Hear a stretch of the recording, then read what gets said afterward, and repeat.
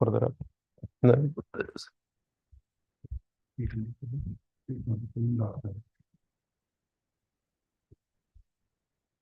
In executing devotional service, No. one has to see every living entity equally, without enmity towards anyone, yet without intimate connection with anyone. One has to observe celibacy, be grave, and execute his or her eternal activity, offering results to the Supreme Personality of Godhead. Well, this is a very nice verse because it's explaining the culture of a genuine devotee, whether male or female. Purport by divine grace is the Bhakti that's formed by his heart. And let me read the verse again. And you can repeat it after me. In executing devotional service, one every living entity equally, without enmity towards anyone, yet without intimate connections with anyone. One has to observe celibacy,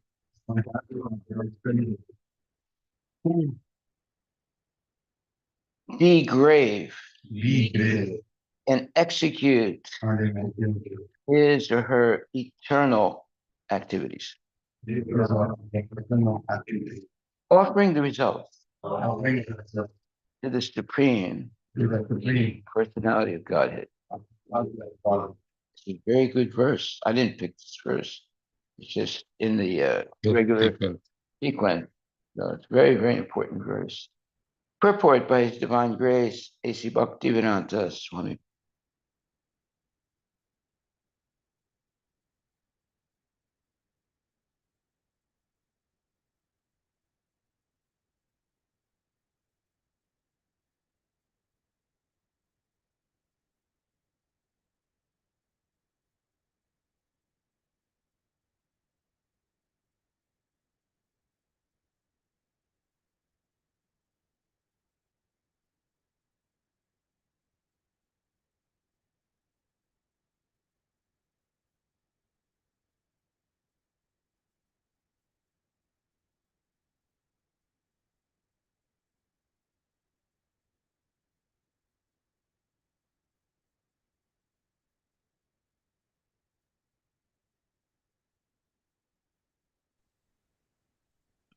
We lost value, Maharaj.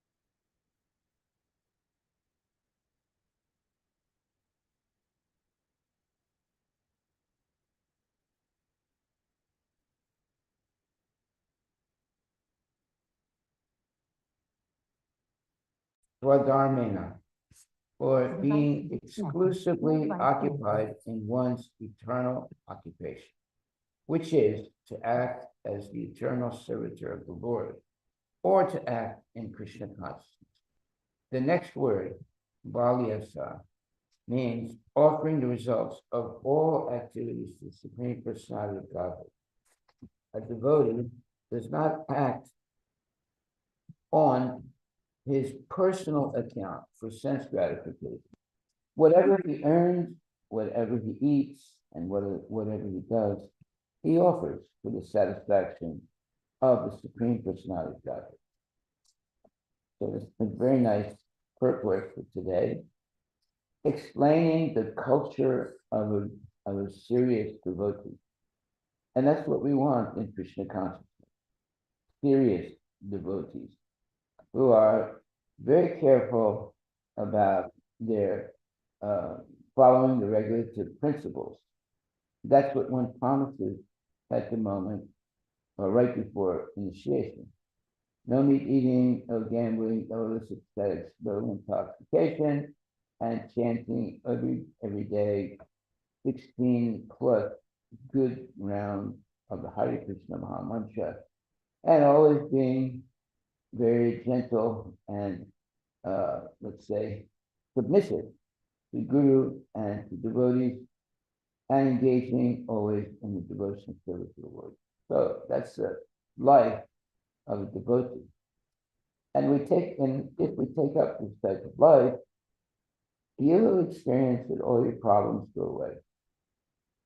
Only people who like to argue, who like to gossip, who like to be, let's say, secretive about things, they will be in trouble. But a devotee who is an open book, everyone knows who this person is, and everyone can predict what this person is doing. That means that they have trust in this person. Trust is built up gradually through experience. When you can actually know or predict what a devotee is going to do, there's no surprises. It's not like one day the devotee is giving a lecture, the next day you see him smoking a cigarette in downtown Seattle. That would not be a good thing. The devotee has to be always engaged in devotional service without any hiatus, or in other words, no vacation. There is no vacation for a devotee. Materialistic people like to take vacation. But if you're a genuine devotee, every day in your life is a vacation. Sense gratification, associating with nonsense people, and hearing nonsense things. That's a vacation. It's a better vacation than going to Hawaii. In Hawaii, there's the same problems as here. So you're not really taking a vacation in Hawaii, but associating with people who are genuine devotees, that is a vacation because there's no nonsense. So our life should be no nonsense, but plenty of good sense. So hearing, chanting, dancing, having nice prasadam, and always well-wishing others. Prabhupada always signed his letters, "You're ever well-wisher." Well, that was because he actually was a well-wisher. He wanted every one of his devotees to be a genuine devotee and not engage in violating the vows that one takes at initiation. No meat eating, no gambling, no illicit sex, no intoxication, and always chanting minimum 16 good rounds. There's no maximum. You want to chant all day long, you go right ahead. There's nothing wrong with it. But if you chant all day long, you might not be able to do devotional service. But you can also chant while you're doing service. It's not as focused as when you're not doing anything else, but In any case, always having the holy name on your lips, always chanting and engaging in devotional service, that is the culture of a devotee. And that's what we're trying to help everyone understand and practice. Therefore, in this purport today, it says, a devotee is concerned with his execution of devotional service, and he should therefore mix with devotees only. Very important point. Not to associate with non-devotees. So you have to understand the importance of not associating with non-devotees. Well, you can be professionally in contact with your coworkers.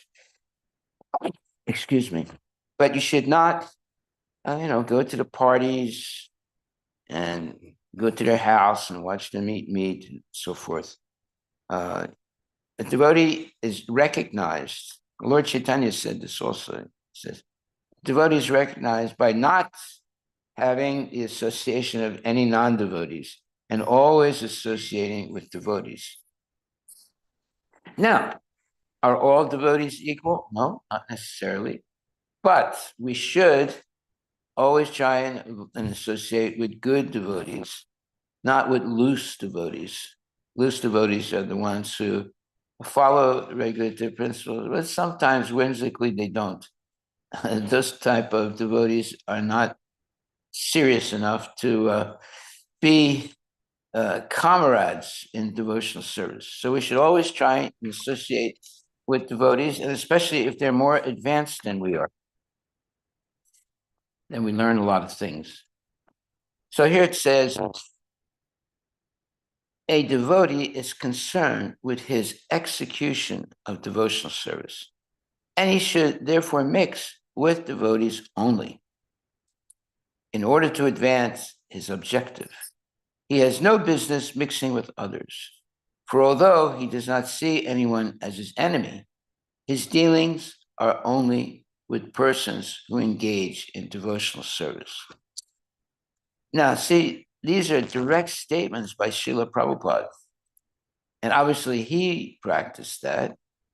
And therefore, he's giving us secrets of how to be successful in Krishna consciousness. A devotee should observe the vow of celibacy. That is the number one vow that you make. No illicit sex, no gambling, no intoxication, no meat eating, etc. That is a description of celibacy, not being engaged in any sinful activity. Most people every day are engaged in one or another sinful acts, even without knowing that they're sinful. But we, fortunately, know what is sinful activity. Most people don't know what is sinful activity. They just go along merrily committing sinful acts without knowing it. They're thinking it's normal. However, I would strongly, request that we should always associate with devotees. And amongst the devotees, there's always going to be one that you might feel more comfortable with than another. That's okay. But we should not avoid the association of devotees.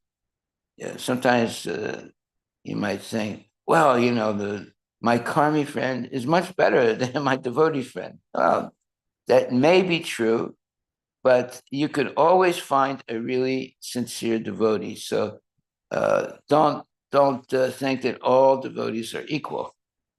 A sincere devotee is one who is very careful to follow the rules and regulations of Krishna consciousness. And there's what you would call a line. There's a line that you should never cross. You should always stay on the right side.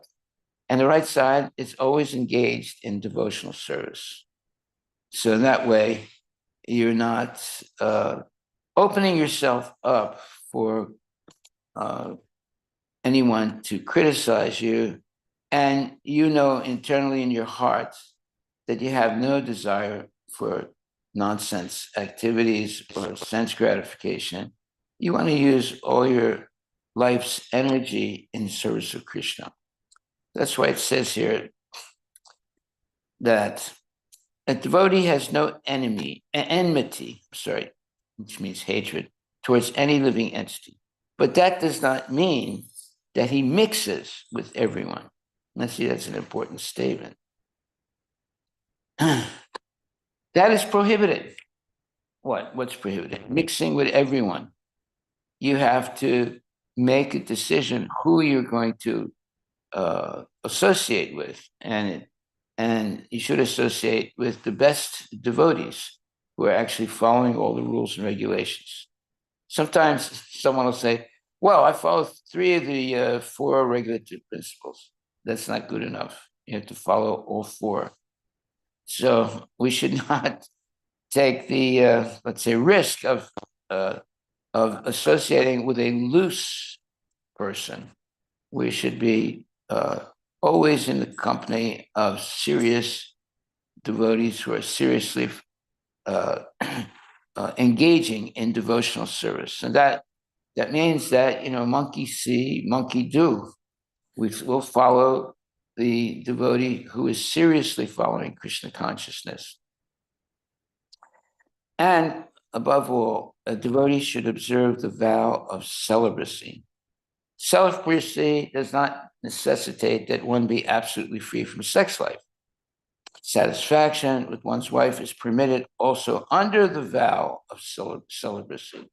In other words, we're not saying, okay, you can do whatever you want, in your marriage.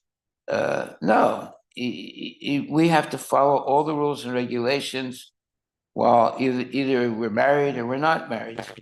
But we can have marriage.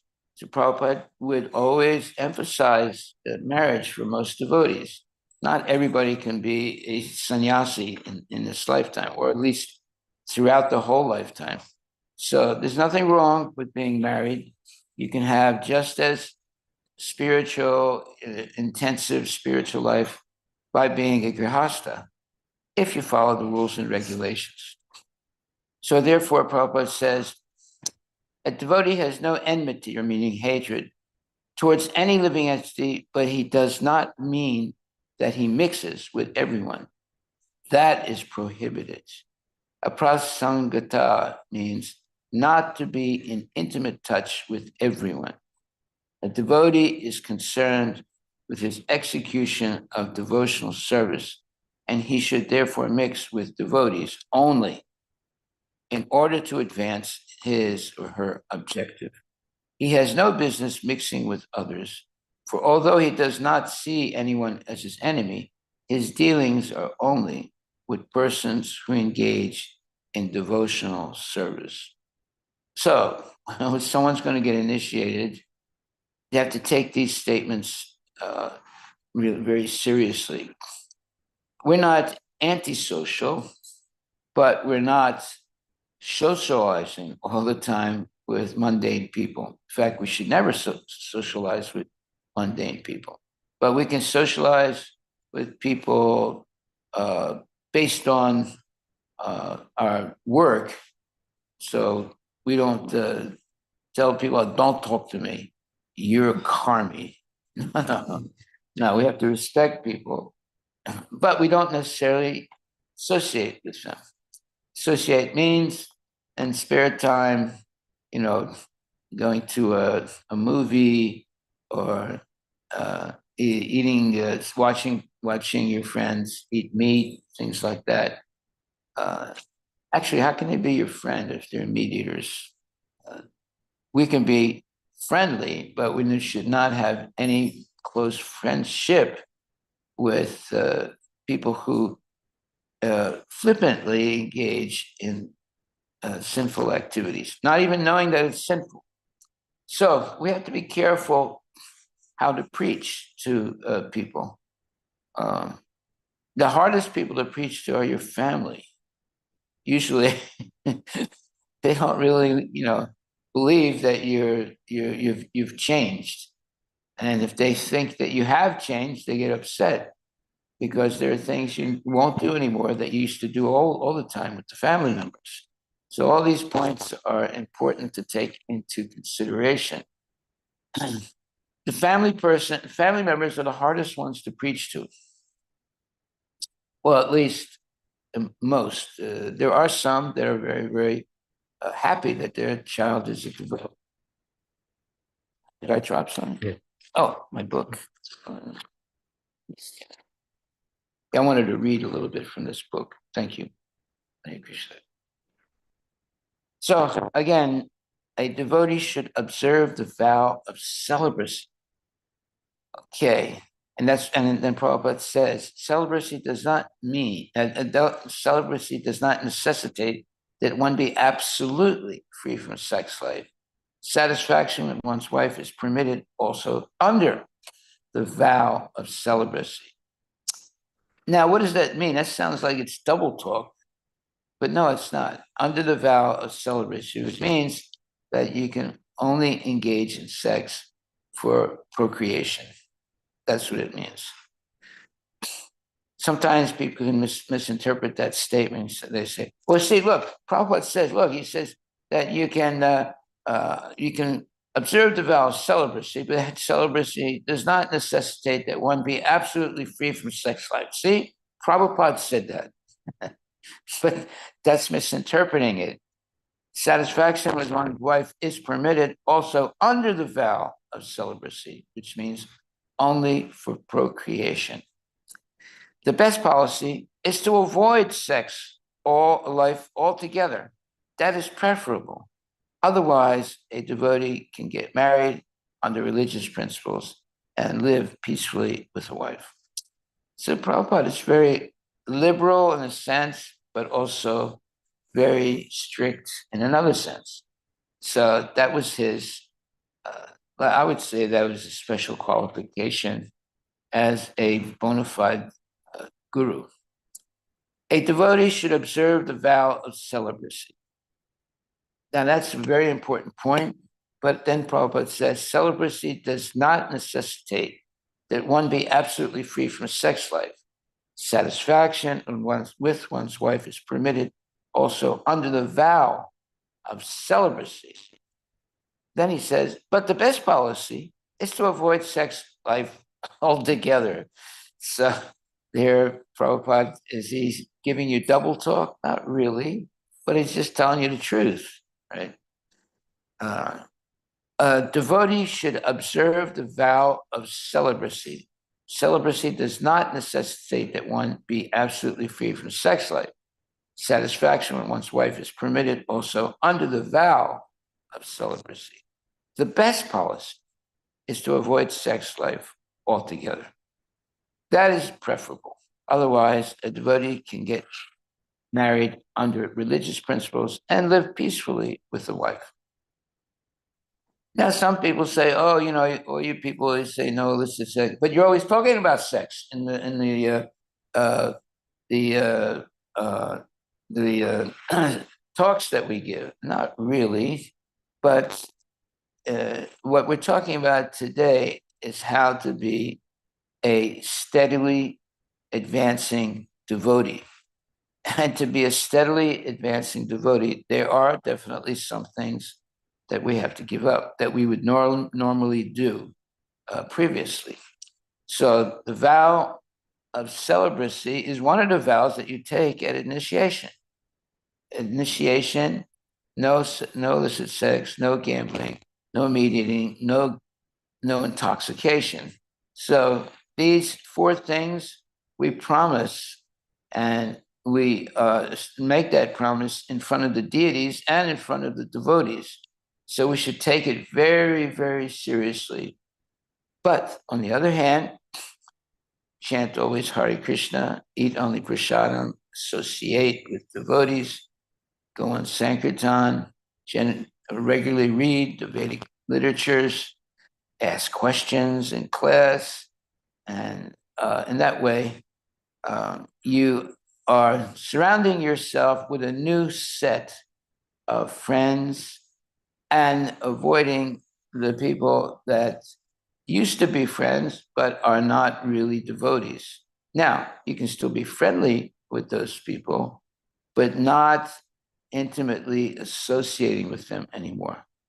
On the other hand, you should find out some devotee or some devotees that you feel very comfortable with and associate with them in order to make spiritual advancement. You can always advance spiritually if you associate with devotees that are more advanced than you are.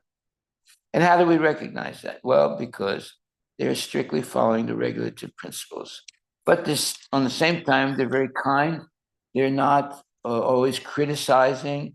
They don't use bad language, and they're always up early, chanting their rounds, etc.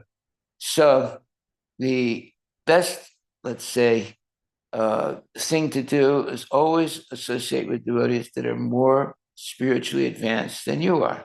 Then you can learn something, and you can also have the pleasure of associating with them, hearing about Krishna, chanting Hare Krishna, dancing, having festivals, working with other devotees on the festivals.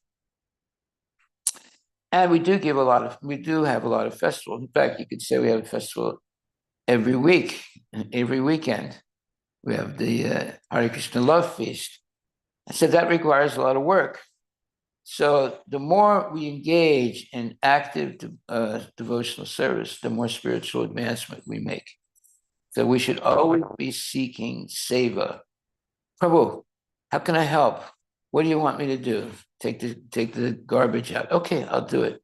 What's next? Okay, now you can cut these squashes. Okay, I'll do that. So you have to be enthusiastic about seeking out service, not avoiding service. There are people that avoid service, but when there's prasadam, they're very enthusiastic. But how does the prasadam get cooked? You have to have the cooks also and the helpers, not just the cooks, but the helpers to make it easier for the cooks to be able to cook in large quantities for devotees. So always be seeking service, not walking away from it. That's the life of a genuine devotee. Prabhu, is there anything I can do to help you? Just tell me, I'll do it. You want me to go down to the store and buy some more butter or whatever you want me to do, I'll do. So in this way, the culture of a devotee is always being engaged in some kind of devotional service. Therefore, Prabhupada says here, he says, a devotee has no enmity, meaning hatred, toward any living entity. But that does not mean that he mixes with everyone. That is prohibited. Aparasangata means not to be intimate and not to be in intimate touch with everyone. A devotee is concerned with his execution of devotional service, and he should therefore mix with devotees only in order to advance his objective. He has no business mixing with others, for although he does not see anyone as an enemy, his dealings are only with persons who engage in devotional service. Well, there it is. Sometimes people say, oh my God, if I knew this before, I would have never become a devotee. But we should understand that this is good advice that Prabhupada is giving. And obviously he followed that advice. But that didn't mean he didn't preach. And he would talk with people like, there was some big, let's say, sense gratifiers that he would talk to, but he would talk to them to preach, not to hobnob with them and talk nonsense. So therefore, all these things we can learn if we regularly come to class and hear and participate in the Srimad Bhagavatam and Bhagavad Gita classes. Little by little, we learn all these things. And there's every day you will actually, if you're hearing regularly and carefully hearing, let's say with good attention, you'll learn something new every day. Like, for example,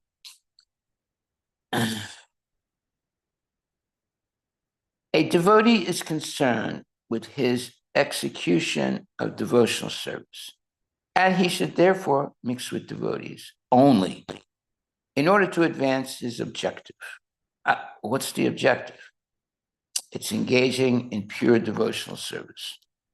He has no business mixing with others, for although he does not see anyone as his enemy, his dealings are only with persons who engage in devotional service. A devotee should observe the vow of celibacy. Celibacy does not necessitate that one be absolutely free from sex life. Satisfaction with one's wife is permitted also under the vow of celibacy. Well, what does that mean, under the vow? It means you have sex only for procreation. That's exactly what it means. You might misinterpret this vow, like when he says, he says that celibacy does not necessitate that one be absolutely free from sex life. Satisfaction with one's wife is permitted also under the vow of celibacy. What does that mean? Under the vow of celibacy, it means only for procreation. And you'll hear that later on, but that's exactly what it means. So it doesn't mean that we get the permits to engage in regular illicit sex. No, it's under the vow of celibacy, which means we only engage in sex life for procreation. Okay, so a devotee is concerned with his execution of devotional service, and he should therefore mix with devotees only. In order to advance his objective, he has no business mixing with others. For although he does not see anyone as his enemy, his dealings are only with persons who engage in devotional service. Okay, so I'm going to stop right there. Are there any questions that you want to ask?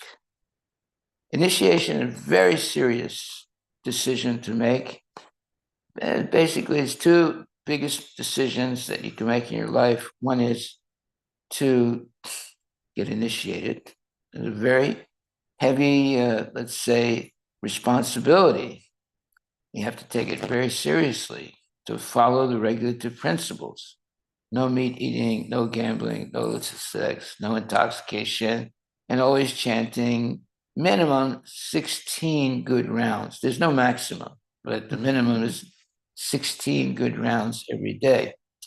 And if you chant more, you will make more advancement also.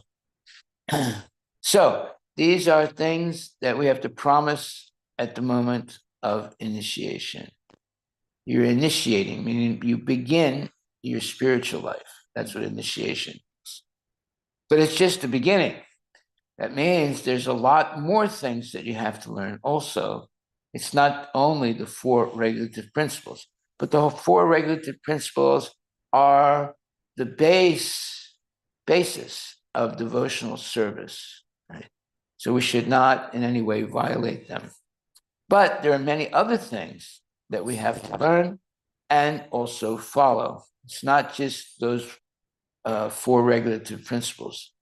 But those other things will come gradually and naturally. And you'll see that as you go along in Krishna consciousness, you realize how important it is to follow these regulative principles because you're free of anxiety by doing it. If you break the regulative principles, you'll get anxious because you know you made a mistake in front of Krishna or under the, let's say, mercy of Krishna, you violated what you're supposed to do. So you don't want to have what you would call guilt of violation. That's terrible. You can't, it's hard to live with that. It's much better to follow the rules and regulation, and you'll be happy, and you'll be not only happy, you'll be jolly. You always see the bright side of life, not the negative side. People that are not, let's say, happy, they always see the negative side of things. But a person who is following the regulative principles, they always see the bright side of life because they themselves are not engaged in any sinful activities. Hare Krishna, Hare Krishna, Krishna Krishna, Hare Hare, Hare Ram, Hare Ram, Ram Ram, Hare Hare. So, main takeaway, one has to observe celibacy, be grave, meaning very serious, and execute his eternal activities, offering the results to the Supreme Personality of Godhead.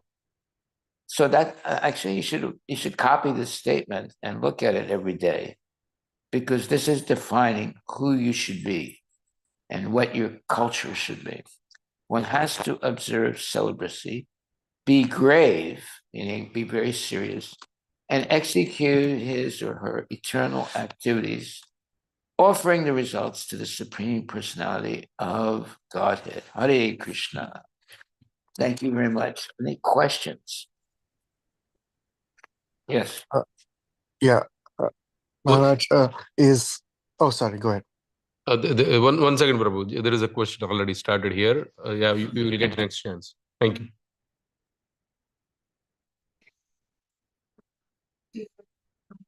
Friends who keeps inviting you for come sit with us, chat. So how to politely say no, because very hard to say no sometimes to them. Though we don't eat or anything except prashadam, but it is hard to say no to them just to go and. Well, there's several ways. There's the more, let's say, direct way, and there's the more subtle way. Subtle way is you go to their invitation parties and you leave very early.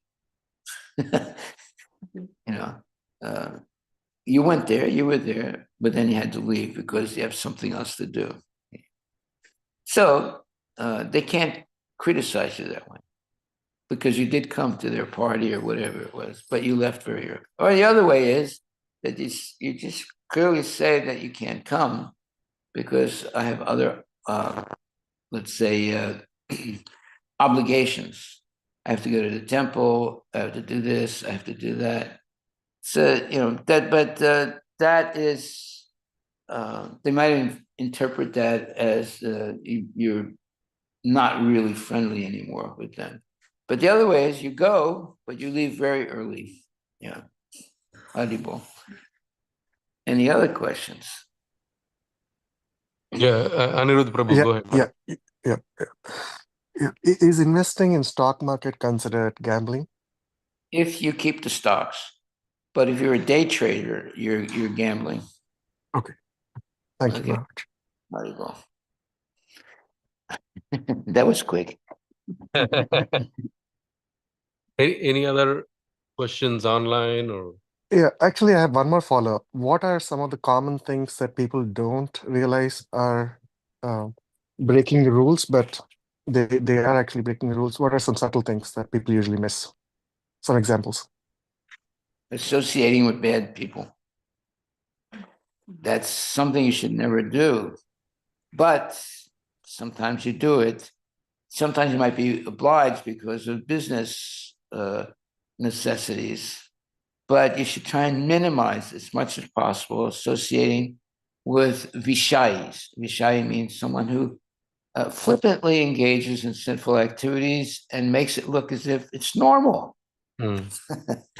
It's socially accepted. Yeah. Well, everybody else is drinking, wine. Why don't you drink wine? So yeah, you have to be careful with people like that, because they try and legitimize and make sinful activities look normal. Everybody's doing it, so join the party. So no, we should be very careful about people like that. And they'll taunt you. They'll actually, say, "But it tastes so good. Meat is so good, and wine is it's good for your health."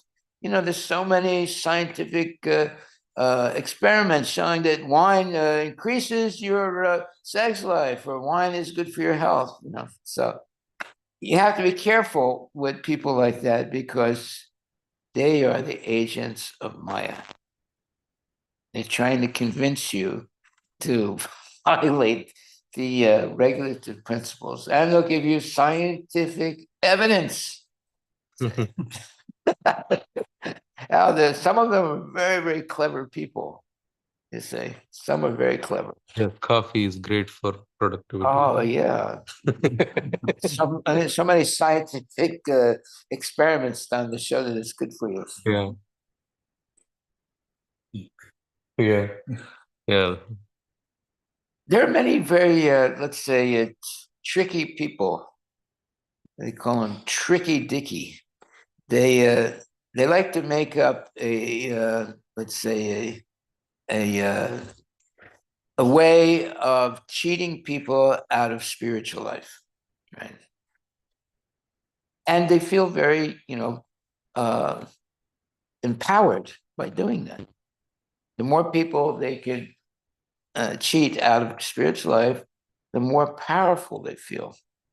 You see, people become powerful by, okay, one way is by taking people away from God. Another way is by killing people.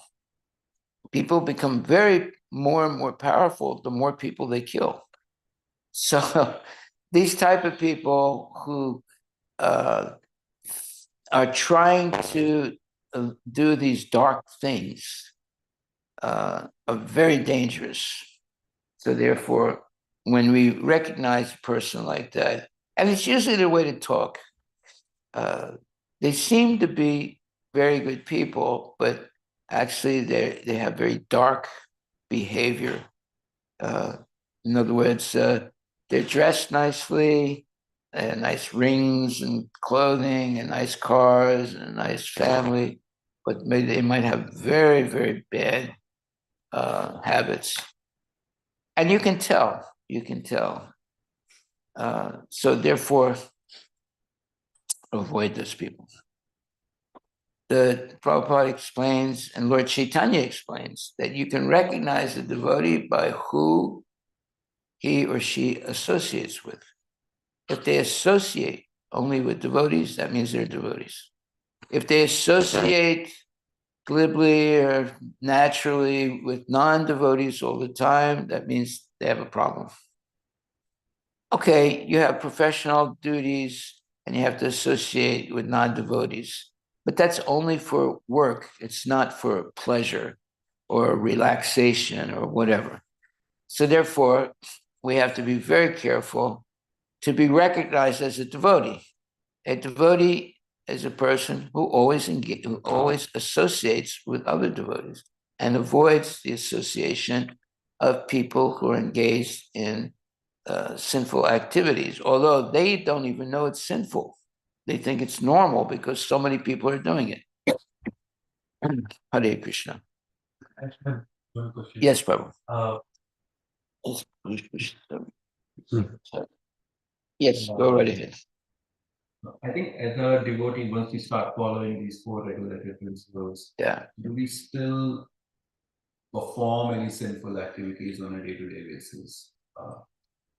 Well, you have what you could call inadvertent Panchasana. sinful activities, like stepping on ants and things like that, or killing somebody living entities with your car.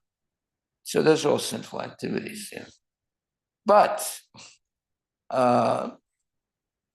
sinful activities that are premeditated, now that's something that really develops serious karma. You're not premeditating killing all the ants and all the bugs as you're driving your car. But if you premeditate committing sinful activities, that's actually sinful. And you will suffer very much for that, especially after being initiated. Now, let's say because it was something you were doing too much in previously, and it's a bad habit, and every once in a while you succumb to it, right? Therefore, you should go see a more advanced devotee or devotees and get advice, right? I had a very good friend, and he secretly engaged in illicit activities. So he went to a person, a devotee that he thought he could trust, and he explained to him what he was doing. And the understanding was that the person he was speaking to would keep it a secret, right? The next day, everybody knew. And it almost devastated his life, right? Because, he went to a friend and he, thought that, his friend would keep whatever he was going to say a secret. The next day, everybody knew, right? So you have to understand that you can't hide anything, especially when you become a devotee. There's no way of having a shady life. There's always going to be a witness. And the number one witness is Krishna, who's in our heart, right? And then there's many other witnesses also. So we're never going to be able to get away with anything. I had this one friend, a very prominent person, and he was cheating on his wife. And then he got caught. So I asked him, I said, why'd you do that? I said, you have such a nice wife. Why would you ever do such a thing? And he thought about it a second. He said, I thought I could get away with it. You can't get away with anything, right? There's always a witness. The number one witness is Krishna. He's in your heart. He knows everything that we do. And there are other witnesses also.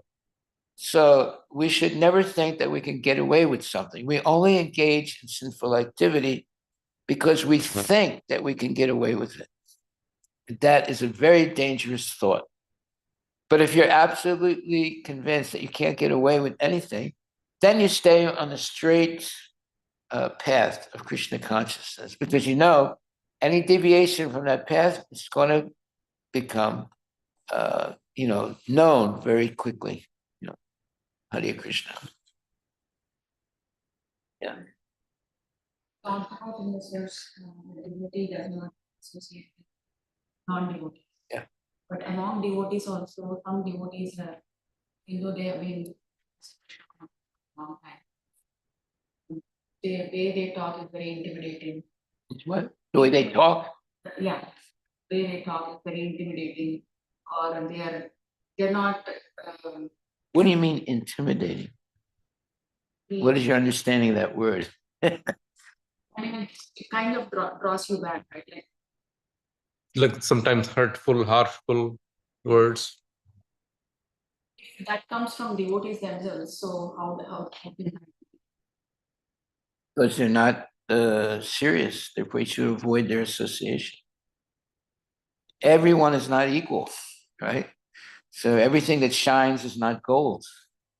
So you should only, associate with devotees that that you've vetted and seen that are actually following the regulative principles, and not with, let's say, not doing it by force, doing it with enthusiasm. Right? It's not that they have to do it, but they wish they didn't. No, they're doing it enthusiastically. It's their actual life. They changed themselves from what they were before. Now they're happily following the regulative principles. It's not an imposition for them. It's their culture. Right? So you have to seek out devotees like that. We're happy being Krishna conscious. Not that they are, let's say, resentful of being Krishna conscious because they can't do things that they did before. Well, most of the things that they did before were nonsense. So you have to associate with happy devotees. They're actually happy. They're not complaining. They always see the bright side, not the negative side. The glass is always half full. It's not half empty. Right? And they follow the regular. they're always complaining or That's a problem. That's a red flag. Yeah. Yeah. So now seek out always the association of good devotees and avoid the association of loose devotees. who, follow the regulative principles, but every once in a while they say, well, what's wrong with taking a little wine? It's a marriage. They should be happy. There's no, what you would call temporary relaxation of the strictness of following the regulative principles. Haribol. Any other questions, concerns? Hare Krishna, Guru Maharaj. Yes. Maharaj, sometimes these devotees, we have to interact with them who we think are, we want to avoid because of some behavior or something, but we have to interact with them for services, or, they could be in a leadership positions. How do we deal with this? Well, anyone who's not really following strictly Krishna consciousness, it's like a person, like if you walk down the street and you see a person that is a little bit high up on a tree and is sawing the tree, the branch that they're sitting on. And if you say to them, hey, if you keep doing that, you're going to break the branch and fall down. And they say, oh, why don't you mind your own business? I know what I'm doing. Those are the type of people you have to avoid. Doesn't matter if they're devotees or not devotees, because they're crazy, right? Obviously, if they're sitting on a branch of a tree and sawing it like that, sawing it means eating the wrong things, doing the wrong things, and still thinking that they are, they should be recognized as a bona fide devotee. They're sitting on a branch sawing it off. So it's just a matter of time before they fall down. So therefore, we should be kind, we should be tolerant, but we should never compromise the principles of Krishna consciousness. Haribol. Thank you, Does Guru that Maharaj. answer your question? Yes, Wait. Maharaj. Yes? Thank you so much. Hare Krishna. Haribol. Anybody else? Anyone else?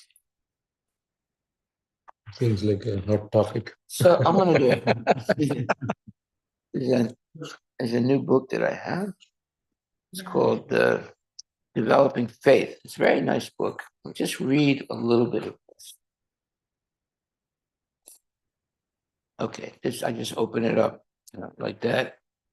Just any page. And this page it says, faith in God attained by honest observation of nature and oneself. Lord Krishna indicates that he pervades and supports the entire universe. With this in mind, it is possible by careful observation of nature and oneself to perceive the presence of God by the different manifestations of his omnipotent mystical powers and by our personal psychological development and spiritual life. I can't even believe I wrote that. Sometimes I look at things like this and I don't even remember writing that. Anyway, here's it says, the following Vedic history of Saint Narada Muni illustrates this important point. What point is it? That with careful observation of nature and oneself, one can perceive the presence of God by the different manifestations of his omnipotent mystical powers and by our personal psychological development and spiritual life.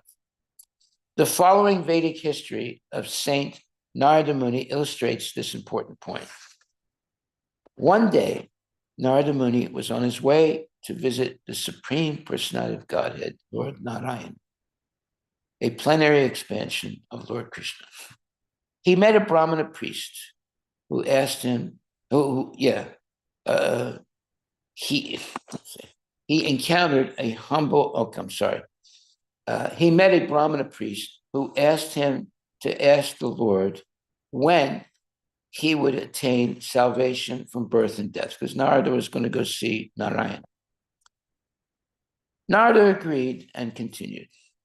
He encountered a humble shoemaker who was sitting under a banyan tree repairing shoes. The shoemaker also, after he knew what Narada was going to do, requested Narada to ask the Lord when he would attain liberation from birth and death and return to the spiritual world to be with the Lord. Narada reached the spiritual world, Vaikuntha, and he asked the Lord about the Brahmana and the shoemaker. The Lord replied that the Brahmana would remain in a cycle of repeated birth and death for a very long time. The shoemaker, however, would return to the Lord at the end of his present life. Narada Muni was perplexed by the Lord's answer. The Brahmana was a learned Vedic scholar who performed Vedic ritualistic sacrifices. He had a large following of disciples and admirers. The shoemaker was a humble worker with very little formal education.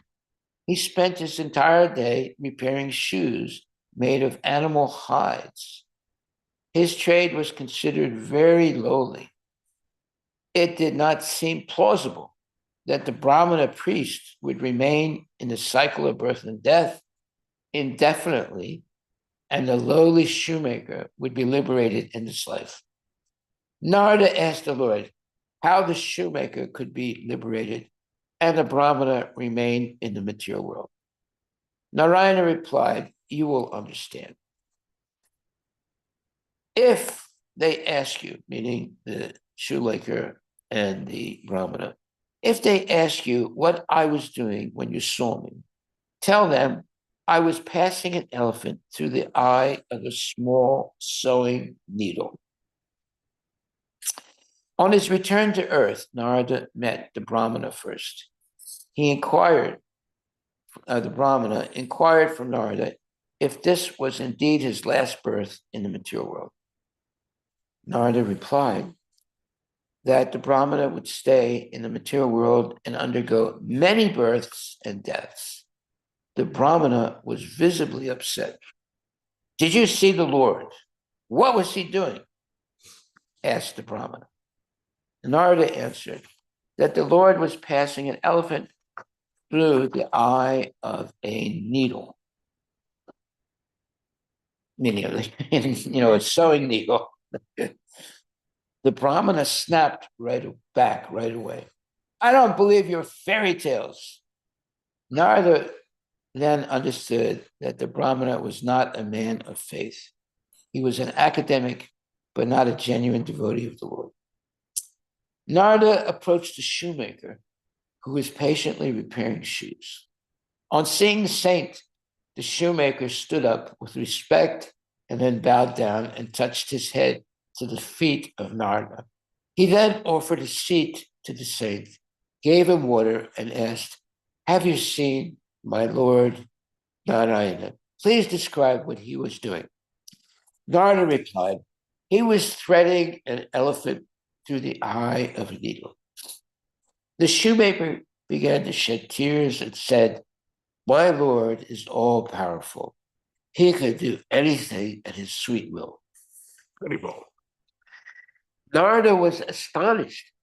He asked, "Do you really believe the Lord could pass an elephant through the eye of a needle?" And the answer was, "I am absolutely sure," said the shoemaker. "The Lord is all powerful. He can perform miracles." Narada was curious to know why the shoemaker was so sure of the Lord's prowess, meaning his powers. He asked the humble man, "How could you be so sure?" "My dear Narada," this is the shoemaker now, "my dear Narada, every day I work under the shade of this banyan tree," said the shoemaker. "In season, so many seeds spread over the ground. Look, here is one.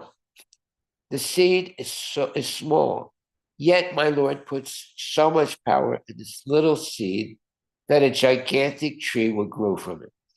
If the Lord can put a huge tree in this little seed, then it is not difficult to believe he can pass an elephant through the eye of a needle." Narada was impressed by the logic and reason of the observant Shume, whose trust in the infinite power of the Lord was not based on blind faith. It was the result of careful observation of nature, which abounds in testaments of the Lord's power and glory. Haribol. Haribo. I could read more, but you could get this book. It's very nice. Any other questions or comments? Maharaj, I have one follow-up question. In the Yes. passage that you read, I think you were the initial part said you can perceive things by careful observation and training. This reminds me of a famous interview that was documented in the Science of Self-Realization in that book. I think Srila Prabhupada, he says he perceives. I mean, he sees. I mean, I think he says people from other worlds have attended the congregation, and this reporter asks him to give context. What are these other beings? Did you really see the other people, beings from other worlds in that congregation? And Srila Prabhupada's answer is your senses are limited. And if your senses are trained, then you can perceive. But he left the answer at that.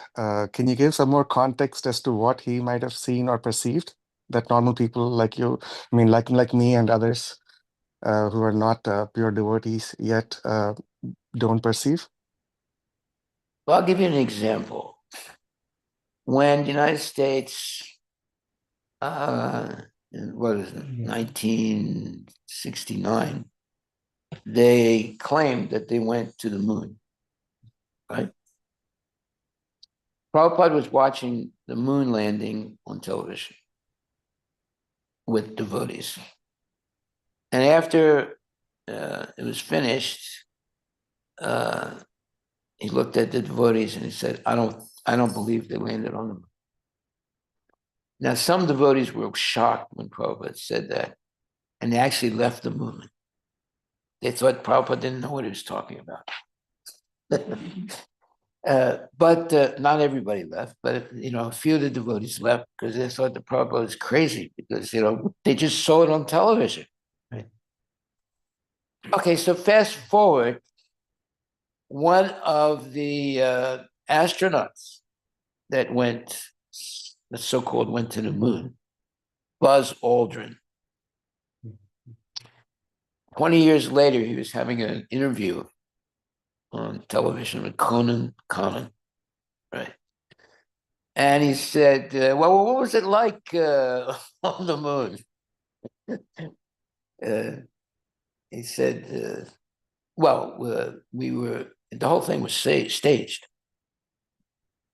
He didn't even say it was like this or like this. The whole thing was staged. And Conan was really he was shocked when he said that, because when it means staged, that means the Hollywood production, But then he didn't say anything after that. Right? So here we are, who are we going to believe? You see, there's so many, for example, before the United States, violated its own, let's say, its own stated, principles. The United States had never initiated a war. They were always attacked first, and then they responded to the war. But for the first time they initiated the war was when they said that there were weapons of mass destruction by, what was his name? Saddam Hussein. Right. There were no weapons. And they went to war. They killed him. And, it's the first time that the United States initiated war themselves. Every time before, the United States was first attacked, and then they, rightfully responded. This was the first time that they initiated the war, you see. And how did they do it? They did it by lying. Colin Powell goes on television and says they have Proof of proof that there are weapons of mass destruction. Therefore, we have to do something. He lied. Right. So you see, and when Prabhupada said, I don't believe they went to the moon, there were devotees that left. They thought Prabhupada was crazy, but he was true. They didn't go to the moon. They haven't gone to the moon after 60 years. They still haven't gone back to the moon. So-called going back. They never went in the first place. If they had gone in the first place, you would be able to go to the moon today very easily and sleep in a hotel and see what it's like. And that's what they were promising, but it never happened. It never is going to happen. So we have to not be, doubtful about Krishna consciousness. So when Prabhupada said, I don't believe they went to the moon, we should not, those devotees should not have doubted his statement. But now, 60, 70 years later, you can see that his statement was correct. But why wait 60, 70 years? We should accept everything that Prabhupada said. Not me, but Prabhupada, right? All we do as devotees of Prabhupada is simply repeat what he said. Then we're bona fide. If we make things up ourselves or give our own personal opinions, then you can ignore it. It's not bona fide. But if you simply repeat what Prabhupada said, you are a first-class preacher. So that's the way we should learn how to be a preacher. Simply repeat what Prabhupada said. Hare Krishna. Anything else? Yes, Prabhu. Maharaj, one encounter at my office with some visitor. What's happening is sometimes people get onto YouTube and they start listening to somebody's lectures about Bhagavad Gita. They get so impressed, and then they take it serious and go take initiation from them. Like how should one well, are they genuine devotees that are giving the lectures? that I don't know, but I'm encountering it, they get impressed, very impressed. Yeah. And then they spoke for it. Is it okay as long as they get impressed with the vocabulary or the auditory skills? Okay. Because they can read with us in fingers. Well, they're good talkers. They make jokes that everybody laughs. Prabhupada did not make many jokes when he preached. He was very serious. Sometimes, very little, he might make a little joke, but all the time he was always very serious because you're dealing with Shastra. Okay, so what is your question? Question is, one thing is how, because I'm there, I was just part of this building, let him go on his path and let him explore himself. Is there a way for me to say something at that moment, or any general guidance, how somebody chooses the right? All right, now your question is, you went to a lecture by a devotee. Right? Just YouTube these days. Or on YouTube. All right. People make decisions based on the virtual interactions. And what is the question exactly? Question is what I have said there. And second question is what were what? No, I think he saw some other people just by watching YouTube, they're making the decisions of taking up an initiation from a person. Oh, okay. Online, right? Yeah. So, like the question is like, what kind of advice or guidance should we interfere with that kind of, people, making those choices, knowing what. Yeah. Probably photo initiating. He's probably his friend. Yeah. So should he lecture on what, television or YouTube? Right. Well, I mean, is that person who he took initiation from a devotee in ISKCON? No, I don't think it's part of ISKCON. Oh, then that is a red flag right there. Yeah. Well, that's his, that's his own ignorance. Just because someone is very flashy, very, charismatic preacher, that doesn't mean that he's bona fide. Hitler was a charismatic preacher. He convinced hundreds and millions of people to follow him. But that doesn't mean he's bona fide just because he has millions of followers. Yeah. Because Yeah, I think this followership is like Question you have given when I can share. Is the lighting I would have gotten. Do you have a handkerchief? Do you have a handkerchief? handkerchief? I don't have. You should get one. You should have take the handkerchief out and start crying and say, "Oh, you made a big mistake in your life. I'm so sorry." Just so he sees how serious the mistake he made. It's making you cry. You should always have a handkerchief. They're very, very necessary. Also, if anybody comes to ask you to lend money. lend them money, take your handkerchief out and cry. Don't stop until they go away. Handkerchiefs are very important. Haribol. Haribo. Any other questions online? So one other question, Maharaj, or an observation is that sometimes when we have, let's say, argument with somebody else, and then we hear Shastra, our lecture, because of our false ego, we still justify our actions and find faults in others. Because in the same class, Yeah. there are instructions for us as well as for the other people. Yeah. But then we tend to only look at what has been said that is applicable to the other side, and then reinforce that, you see, I'm right. And That's so subtle. I don't understand it. Very subtle.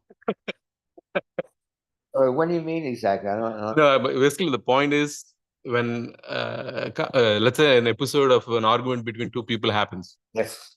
it's always, most of the times, it's fault on both sides. Some fault on one side and some fault Or on the something valid on both sides. yeah. Okay. But most of the times people, then let's say we come to a class like this, and then we hear instructions about like what is the right devotee behavior and so on. And most of the times, if our intention is not pure, then we are looking at the same lecture, both people. And then I'm like, see, that is exactly what the other person did. That person is wrong. You see what I'm saying? Like, instead of looking at myself about what my fault. Scary.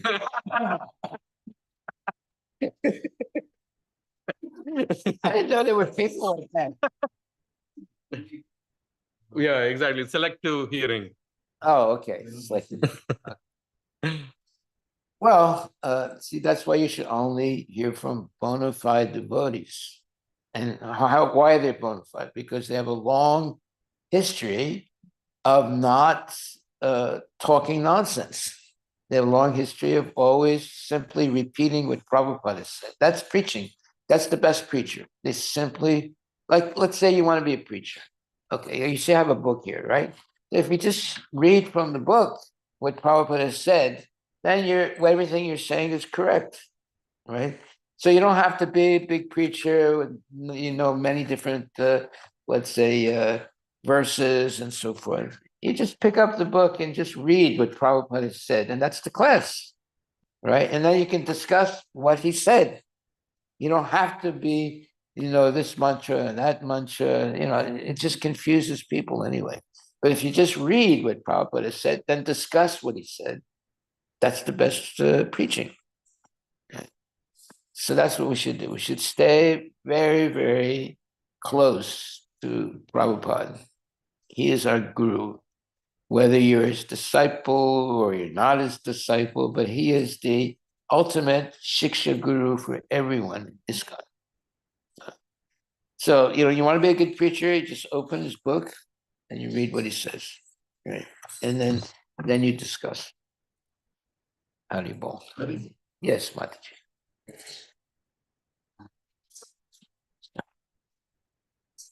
Wonderful and beautiful points. And as you said, that we always, in the same verse, it was saying that Prabhupada is saying, we have to be like equal to everyone. And at the same time, he's saying that we need to be like very cautious taking association, like the devotees or non-devotees. Means we are explaining it, that there will be always a border, and it's like a thin line where you have to like see.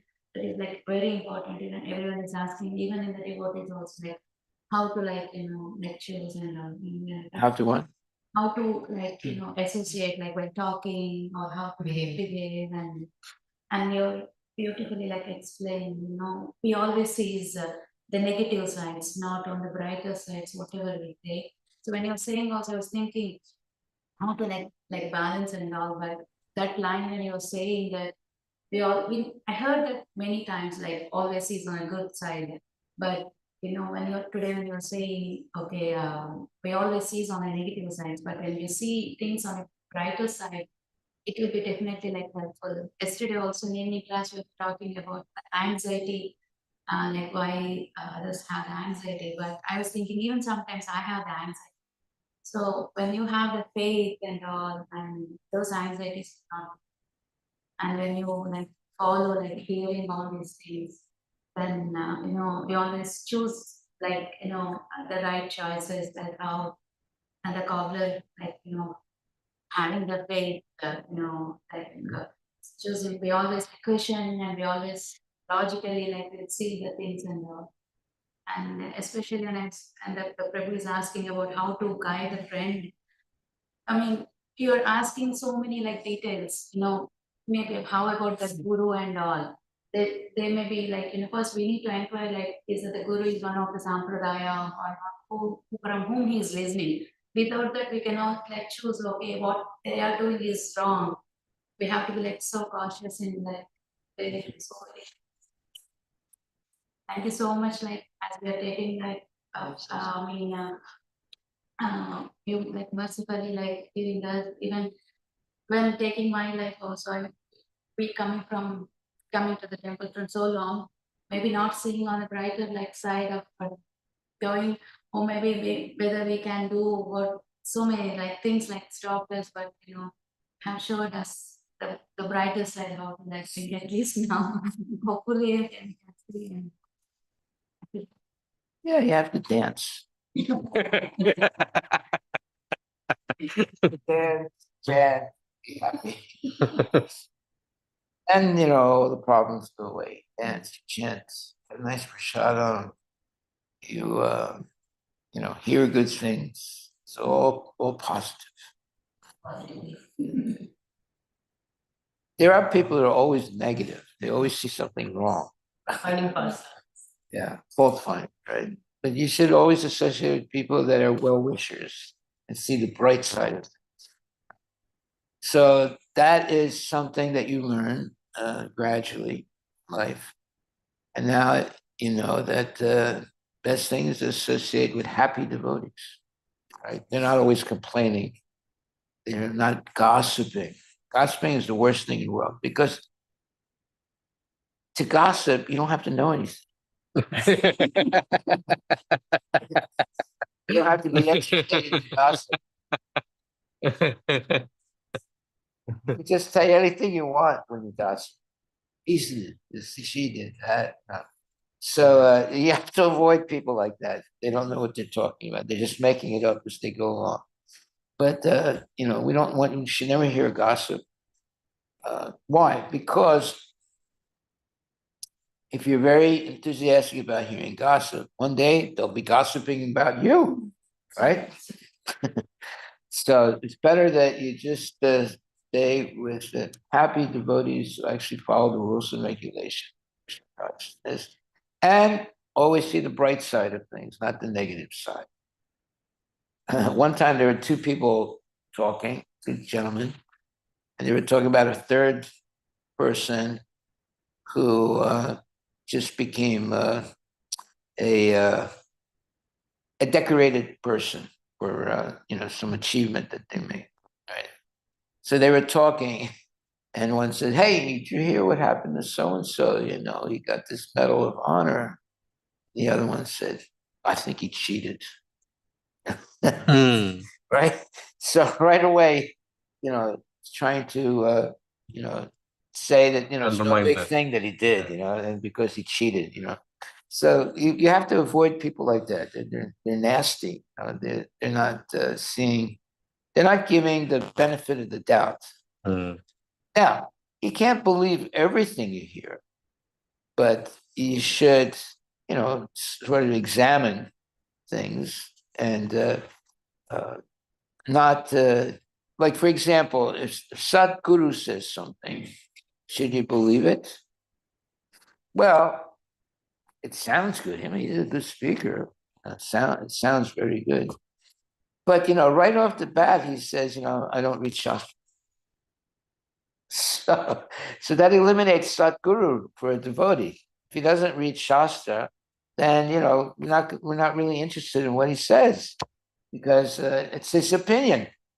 I mean, you don't want to hear people's opinion. I mean, everybody has an opinion, right? So then Sadhguru puts himself as an opinion giver, not as a Shastra giver, right? Mm-hmm. So that eliminates him for a devotee, not for the people who are, not educated. Okay, they'll accept whatever he says. But right away, see, at least he's honest. I don't read Shastra, right? So, okay, fine. But that means that whatever he says is not really valid. The only Might sound good. It might sound good, might sound rational and so forth. But it's basically you can't trust him because he doesn't accept Shastra. I mean, few things. I mean, he says like he doesn't read Shastra, but at the same time, he gives opinion on, let's say, who's Krishna. So there are things that if he wants to stay away from giving that kind of opinion, I think it's okay. But then he's also um, muddying the waters for the public. Well, it's just like milk touched by the lips of a snake. Yeah, that's what Prabhupada gives the example. Yeah. So it still looks like milk, Mm-hmm. right? Yeah. But actually, the snake touched it, so Yes. it's poison. Yes. That's what basically these so-called big gurus, not all of them, but some of them, they're expert at tricking people. Very, very expert. When he said, I don't read Shastra, that means his disciples are not going to read Shastra also. Yeah. They're just going to listen to what he says. So he's got them under his control. Rather than being under control of Krishna, now you're under control of Sat. So we don't try and put people under our control, Krishna consciousness. We want them to be under control of Krishna and Krishna consciousness and what Prabhupada said. That's real, preaching. But if we want everyone to be under the, control of a mundane person, that's not good. So Sadhguru is a mundane person. He's a good speaker. He seems to be bona fide, but he's not because he admits he doesn't read Shastra. So how can he be bona fide? When he says he doesn't read Shastra, it means now you have no way of knowing if what he's saying is true or false. There's no way you can validate what he's saying. Triangle of verification. Yeah, there's a triangle of yes. Thank you for reminding. Yeah, there's a triangle of verification. You have to be able to close the triangle. Is what Krishna has said, what the acharyas have said, and what is being said now by the preacher. So if all 3 points connect, then you know it's true. If one point can't be connected, then you know it's not true. So you have a way of, if you have what Krishna has said, if you have what the acharyas have said, which is basically simply repeating what Krishna has said. Now, the third point, if someone is claiming to be a pundit or whatever, if they're saying something different than what Krishna said and what the acharya has said, then you know it's nonsense. You can't close the triangle of verification. Yeah. Haribol. Hare Krishna. Oh, glory to Srila Srila Prabhupada Prabhupada ki jai. Hare Krishna. We're ending the session online, unless if there is any question or anything. Okay. We'll see you at the initiation ceremony. Hare Krishna. Haribol. Thank you very much. Chant Hare Krishna and